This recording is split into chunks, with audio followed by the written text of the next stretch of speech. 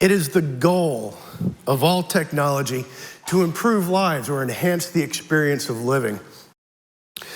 It can improve our jobs, make them more productive. It can improve our health. We are free to live our lives in ways that past generations could hardly imagine.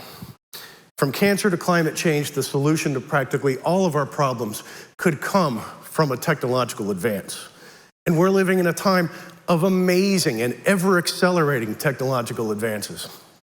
Arthur C. Clarke once said that any sufficiently advanced technology will be indistinguishable from magic. And we're living in a time when we can all be magicians with the technology we have at our fingertips. We can take something that's real, make it virtual, modify it, and make it real again in a different form. We can play with the nature of reality. We can modify it, we can extend it, we can replace it. And these sorcerous abilities don't just belong to the select few. As the technology used to create technology improves, it democratizes these abilities. Anybody that wants to do these things can. We're living in a time where we'll soon be able to will into existence practically anything we can form in our minds. And in many ways, we're changing what it means to be human in our society. Now, this can be a frightening concept if you let it drag you down a rabbit hole. I understand that not everybody's thrilled with the concepts I was just laying out. Some wonder if we're not making all new and innovative ways to be horrible to each other. We have software that watches everything you do and gets to know you better than you know yourself. We're making machines that can rewrite their own code and learn to make better copies of themselves, and devices that can look inside your mind and broadcast what they see there to the outside world. We're making a future that is beautiful and terrifying in its potential. But the choice between those two, between the beautiful and the terrifying, that's our choice to make. Now, every new technology is going to have positive and negative impacts associated with it. And sometimes it's these negative perceptions that make it difficult for a new technology to gain acceptance. Take autonomous vehicles. Not too long ago, I was trying to get down to Minneapolis, and I-94 was bumper to bumper, a literal parking lot of crawling vehicles sprawled out from Clearwater to Maple Grove. It wasn't a road closure, wasn't an accident or any other kind of emergency. It was simply a case of too many vehicles and not enough road. Now, it may be some time before autonomous vehicles become the norm, but once they're all able to navigate themselves and communicating together and all working together to get us where we're going, things like 40-mile-long traffic jams will be things of the past. Not only that, but the CDC estimates that 33,000 people die every year in preventable human-caused automobile accidents. Once things like steering wheels in our hands and pedals beneath our feet are relics of the past, we'll take for granted not only the simplicity, but the safety of getting around. But consider this. Already trucking fleets are experimenting with autonomous vehicles, and an estimated 8 million truckers will have to find a new profession because their jobs will be replaced by machines. And then there's this scenario. Your self-driving car tops a hill, lined on both sides with trees, and in each lane in front of it is a small child. There's no time to react, no time to stop. Your human reflexes barely register what's going on, but your car has already done the math, and it's concluded that you're the one with the airbags. If it reasons that your chance of surviving a crash outweigh the odds of a small child surviving being struck, then your car will stop itself by driving into a tree if it has to. Put more bluntly, there may be circumstances where your car may be programmed to try and kill you. Now, admittedly, that's going to be a fairly rare occurrence. And those 8 million jobs, they're not going to go away, they're going to change. And did I mention earlier about the 33,000 people whose lives will be saved every year by autonomous vehicles? This balancing act, this weighing the pros and the cons of any new technology, this is part of the equation that we work out every time we decide if we're going to accept a powerful new technology into our lives. It's the right thing to do. It's the responsible thing to do. And in the immortal words of the philosopher-poet Stan Lee, with great power comes great responsibility. Yeah. Now, everybody has a responsibility when it comes to technology.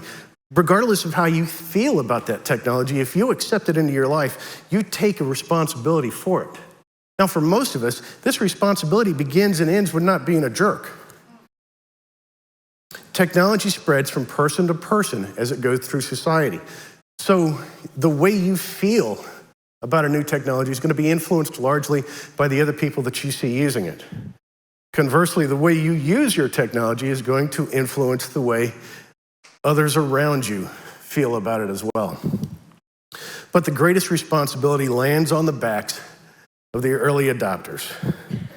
The early adopters are the ones who first try to take a technology and apply it to their lives. They see something bright looming on the horizon, and they grab their metaphorical surfboards, and they rush down into it, and they climb the crest of that wave, and they ride it with everything that they've got. And no new technology survives if early adopters do not embrace it. They have to do their research so they know what's coming. And they get us excited about what's coming with promises that a lot of times seem beyond belief. And when we finally get our hands on this new whatchamacallit, and it doesn't do what it was promised, our inflated expectations can lead to a chasm of disillusionment. And this chasm is where the technology will die if early adopters don't keep it moving forward. If they fail to embrace it, if they fail to drag it forward, then it will die down there, surrounded by the desiccated corpses of all the gadgets and gizmos that somebody somewhere thought would one day change the world. Like the Google Glass, Nintendo Virtual Boy, Microsoft Bob. May they rest in peace. So if an early adopter is going to do that, one of the things they have to do is create applications for these new technologies, push it in directions that it hasn't been pushed before.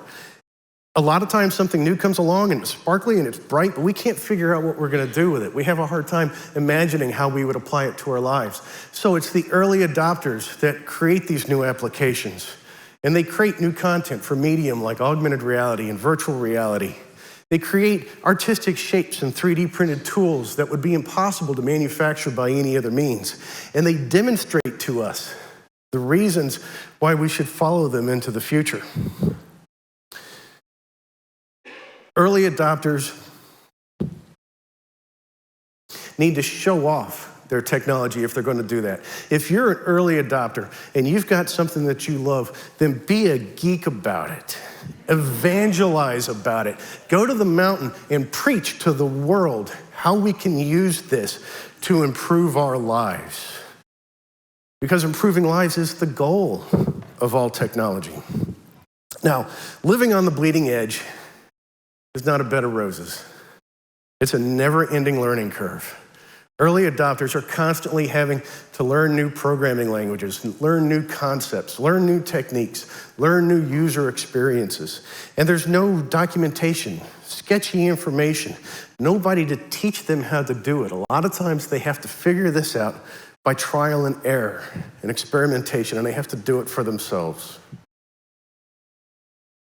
There's expense with being an early adopter.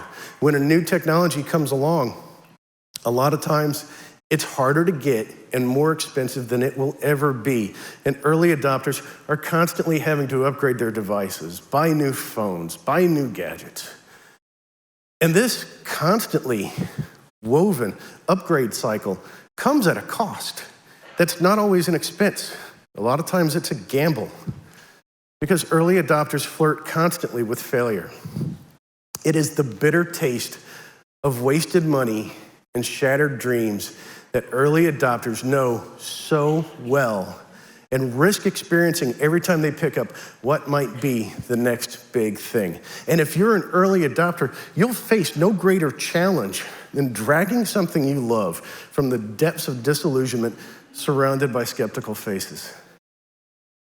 Now, I may be making it kind of lame to be an early adopter, but there's loads of benefits. First, they're the first to get all the coolest stuff. If you want to know what the next big social media thing is going to be, ask an early adopter because they're probably already there. Early adopters will have the tools and the techniques to make your office or your workplace run with greater productivity and efficiency. Early adopters are the ones living their lives with the greatest freedom, creative potential, and razzle-dazzle, while the rest of us stand back and look on in slack-jawed amazement. And if you're an early adopter, you love that feeling. But the biggest trade-off for all of the expense and the responsibility and the cost is that early adopters are the ones who are going to be deciding for the shape of the future for the rest of us. They work out the bugs during the early phases. They pick the winners and the losers in this ever-expanding technological landscape. And they decide on the shape and the form factors for all of the devices that we're going to be using in the years to come. Take the smartphone, for instance, before 2008. 2007 and before, smartphones really weren't all that smart. They came in all different shapes and sizes. Some of them flipped open, some of them slid open. They had keyboards and knobs, and the touch screens didn't work very well. No two of them looked alike, worked alike, or did the same things. And then 2008 comes along, the iPhone comes in, and overnight, and for the next decade and counting, it defines for us what a smartphone should look like, what a smartphone should be able to do, what a smartphone should be. So for the early adopters, those are the reasons why they do what they do. They want to be the ones making these choices. They want to be the ones with all the cool gadgets. They want to be the ones leading the way for the rest of us into the future. So to bring this all home, everybody plays some role in moving technology through society. Everybody plays a part in making that choice between the beautiful future and the terrible. Everybody has some responsibility about that. And if you're an early adopter, if you're one of these people that are working to make wizards of us all, then be a geek about it. Spend your money on it, do your research, and demonstrate to the rest of the world how we can use this to improve our lives. Because improving lives is the goal of all technology and the reason why we do what we do. Thank you.